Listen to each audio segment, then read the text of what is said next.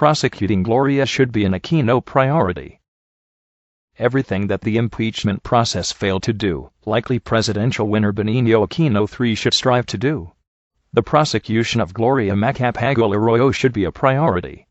This was the challenge dared by the Bagong Alyansang Makabayan to the next administration. Everything from corruption, election fraud, gross human rights violations, and the sellout of national interests should be swiftly investigated and appropriate charges filed. Mr. Aquino should make true his word that a special commission will be created to look into the charges against Mrs. Arroyo, said Bayan Secretary General Renato M. Reyes Jr. Gloria Arroyo will try to use the lower house to gain some political leverage against those who want to make her accountable. She will use her newly acquired position as representative of the 2nd District of Pampanga to ward off cases against her. She is also hoping she will find relief from the Supreme Court, majority of which are her appointees, Reyes said.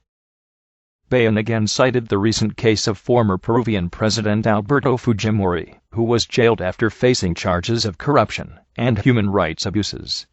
He was meted out a 25-year sentence for human rights violations committed during his regime.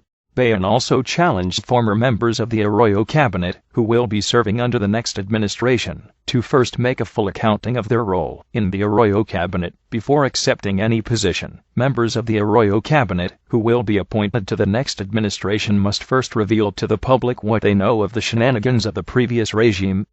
They should tell all and help make their former boss accountable, Reyes said. At least one former Arroyo cabinet official, former DSWD Secretary Dinky Solomon, is expected to assume the same position in an Aquino cabinet. Other Arroyo officials are expected to be reappointed to various positions. We should learn from the experience with the former dictator Marcos. Failure to successfully prosecute plunderers will eventually allow them to make a political comeback. That's what's happening now, Reyes said. Bayan said that human rights violations should be looked into and justice achieved for the victims. The issue of human rights does not seem to be among the issues that will be looked into by the special commission that Mr. Aquino will form. We hope this changes and that prosecuting rights violators like General Palparan and Norberto Gonzales will also be on the next administration's agenda, Reyes said. We hope political prisoners like the Morong 43 will also see freedom during the next administration, he added.